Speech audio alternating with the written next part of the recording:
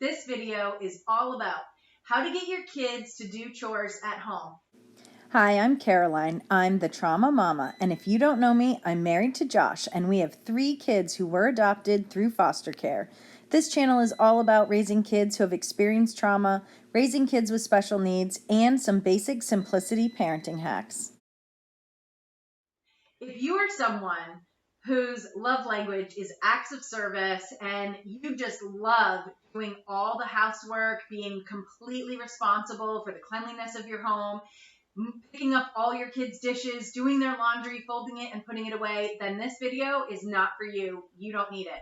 But for everyone else, if you maybe used to be that type of person and you love doing all the chores, but now you feel kind of depleted and maybe unrecognized, if you're trying to get your kids to either start doing chores or do a little bit more, then this video hopefully has some tips. My first tip is to meet your kids where they are at. So knowing that will be part 1. So sometimes you might give a job like empty the dishwasher, and you just think that your child, because of their developmental level, should be able to do that.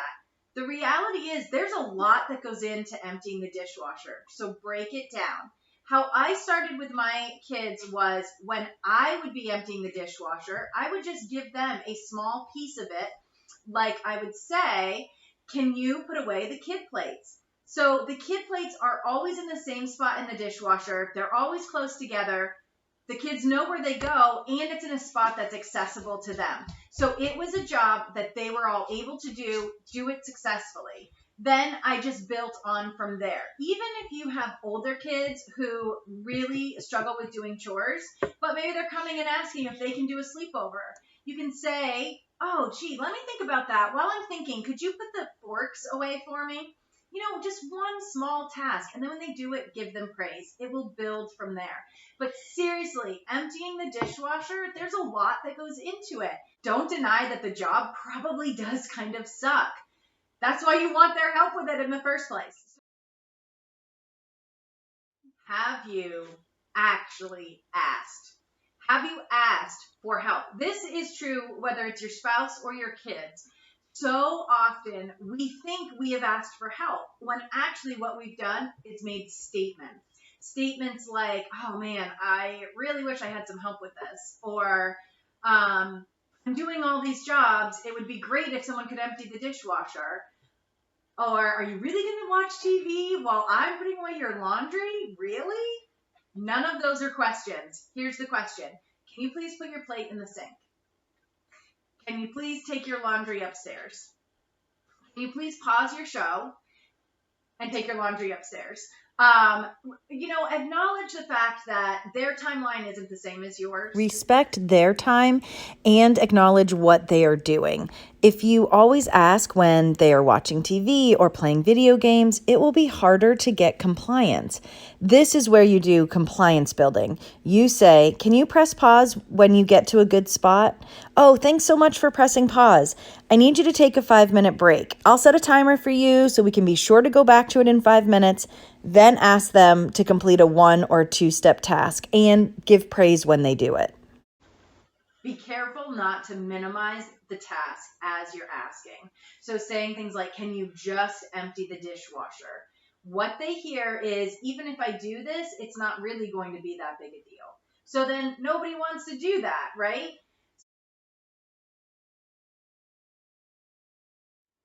Don't feel like you always have to be the one to clean up after your kids, but also don't feel like you always need to make them clean up for themselves. It's important to have balance. Be sure to do both. I think it's important to know your capacity and what your preference is in that moment. Are you having a day where you can work with your kids and help them clean up and give a lot of directions? Or would you rather have your kids engaged in something else so you could have 20 minutes to speed clean? Know which one it is and make decisions based on that. So if you have young kids and you're trying to find a few minutes to clean, I have 3 words for you. Little Baby Bum. It is a show on Netflix that from infants at like 6 to 8 months old all the way to 18 to 24 months, they get mesmerized by that show. I don't know why, but it will buy you time to speed clean around your house, and you might just feel a little more rejuvenated once it's done. As the kids are older, find something that works. I find that putting on YouTube where they read stories aloud, somehow their brains like shift and start paying attention. Like if you have teens and you are frustrated because you're cleaning and they're sitting and watching a show, I would encourage you to stop, take a breath, and make a choice. Do you have the capacity to work with your teenagers, give them clear directions, and have them help you clean? Or would you rather just keep them watching TV and you get it done? I think the important thing is that you realize it's your choice to make. Either one is totally fine, but nobody wants to go around cleaning carrying the weight of resentment. So let the resentment go because it is your choice, okay? And remember, just because you do it once doesn't mean it always has to be that way. So don't shame yourself. Don't think you should have made a different decision. Decide, choose, feel good about it, and keep going. You could also really just try be someone else. Say the direction with a funny accent or sing the direction. Even if your kids aren't young, your teenagers will move pretty quickly if it means it will stop you from singing. If you want to put your hair up in a tight bun and wear glasses and say, I'm Mean Mom, and Mean Mom is here until the living room is clean. Whatever works for you. Make it funny for you, even if it means it's annoying for them. I love this one. Trade a job. Trade a job that's hard for them for a job that's easy for them. For years, my son, he's 8 now, he has loved dumping things. If any of you have kids with autism or kids with trauma that mirrors autism, they love to dump big buckets of things. So whether it's Legos that get scattered all over, they love to dump. And my 8-year-old struggles with fine motor, so picking up all the pieces is really hard for him. So for example, he would take a bucket like this, Matchbox cars and small toys. And if he were to dump it on our hardwood floor, it would spread to every corner of the room, get under the couch. It would take him easily an hour to clean up, whereas I could clean it in 5 minutes of dedicated time. And forever, people said to me, if you don't have him pick up when he does that, he'll never learn. Well, guess what? I've been making him do it since he was 2. He's now 8 and he still does it. So yeah, all of that time I spent, totally wasted. But I have learned that he has a lot of things he's really good at. So I will trade him. I will say, wow, you dumped this whole bucket of toys. That's going to take you a long time to clean up. If you want, I'll help you by cleaning that. I'll help you by cleaning that for you. If you will switch the laundry over for me from the washer to the dryer.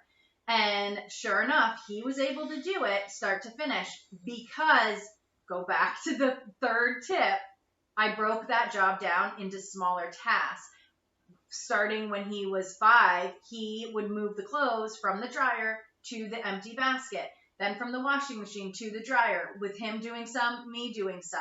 And pretty soon it built up his skill. Now that's a job he can do totally independently. So I will trade him because he saved me 5 minutes and it only took me 5 minutes to pick up the toys. I do make sure to narrate what's happening so he knows what the trade is, why he's switching the laundry over.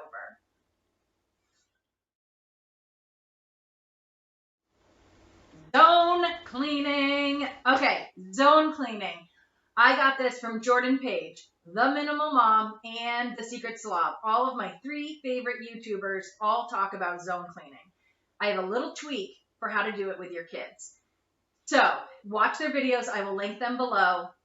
But for my kids, I have broken the zones down into really specific tasks. So in our living room, you put pillows on the couch, you put blankets in the bin, you take dishes to the kitchen, and you throw trash away. That's it. Maybe if there's toys, they also put toys away. That's it. Oh, and at the end, tip from Jordan Page, they get to karate chop the pillows. It's extremely satisfying to them. And then when they're done, they get to look around the room and see that it's all complete. So when we started with zones. I started by being very clear and specific about what each space, what it would mean to do that zone. Each kid gets to pick a grown up, and we only do 5 minutes, no matter if it's done or not. So far, they've always been able to get it done in just the 5 minutes. So they get to pick a grown up to do it with them. Sometimes they barely need the grown up there. Other times they ask for a little more help, and I tend to choose to give them the help. Oh, yeah, that pillow is really far away. I'll get that one while you get these two. I narrate what I'm doing. I narrate my expectation for what the child is doing. If they need a lot of positive reinforcement, if they're kind of going slow and sluggish, I build up the praise. Wow, great job. You knew that blanket would fit in there. I saw you push that blanket in. Way to go.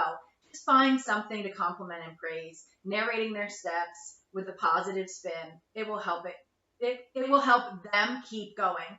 And this is where I'm going to throw in. I think it is essential for kids to start doing jobs at home.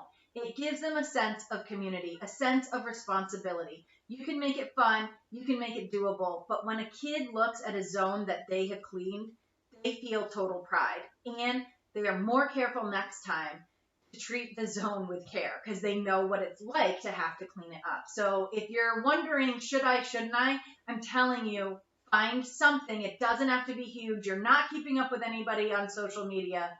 Just find what works for you and your family. And I'll say it again, it's about balance. You don't have to do it all the time. Your kids don't always have to help you, but at the same time, you shouldn't always be doing it for them. That's my tip. We use fight sticks to introduce new, different, kind of fun jobs. So my kids, especially being home with COVID, but no, can't really blame COVID. This has always been my kids. They tend to get into squabbles quite frequently. So I started a system using fight sticks. There's all different kinds of things on them. They are not all chores. But the chores that I do choose to put on there are often ones they haven't done before. They're not part of my weekly schedule. They're an extra that is super helpful to get it done, but I'm probably not putting it on my to-do list. So it's things like go around with a spray and a wipe and spray all the doorknobs.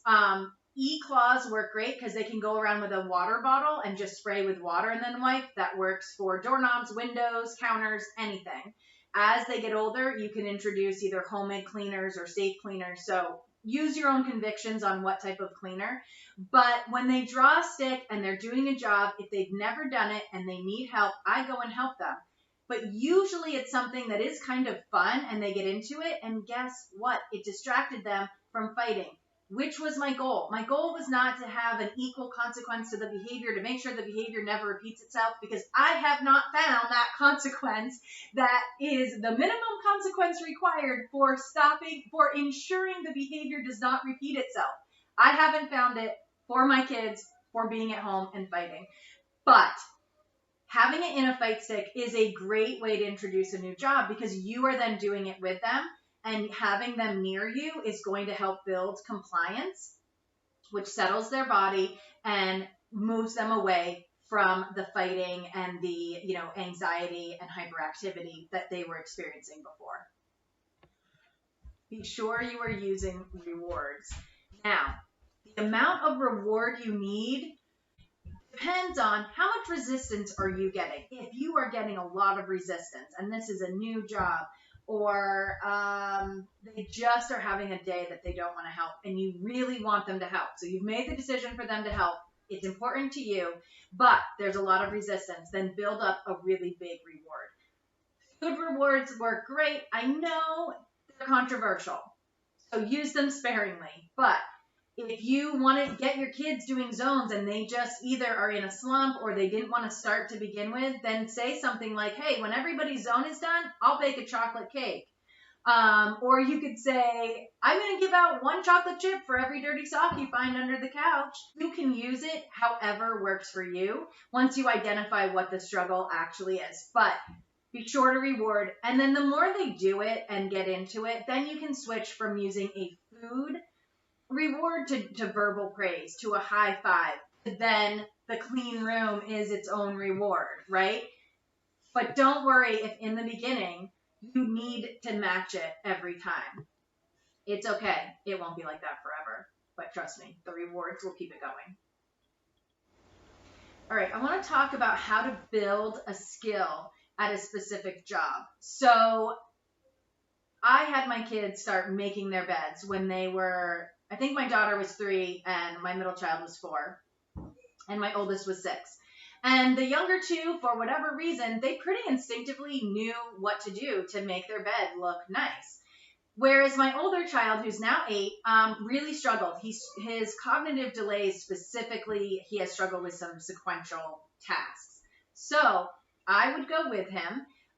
We would do it together. His number one love language is physical touch, but a very close second is quality time. So I would do it with him, and I would say, okay, you do your side, I do my side. I start with what he's going to do, but I follow up with what I'm doing. And I'll say, let's start with pillows. And now I'm going to repeat. You're going to hear a lot of repetition. Let's do pillows. You do your side. I do my side. We put the pillows at the top of the bed. Grab a corner. You do your side. I do my side. We pull the sheet onto the bed. Grab the corner of the comforter. You do your side. I do my side. And we pull it to the top until it's done. Many of your jobs can be broken down into step-by-step like that. I think this tip would work for someone, whether it's a cognitive delay or just your kid is going through a stubborn streak. If you're right there with them doing it, it might help build that confidence and just make them feel like they're not on their own doing it. Be sure to subscribe to this channel so you always know when I have a video out. If this was helpful, give it a thumbs up. I hope you found tips that help you get your kids to either start doing chores or doing more chores. And if you have something that works in your home, will you comment below? Because I bet a lot of people could use that knowledge. So thank you so much for watching, and I'll see you next time.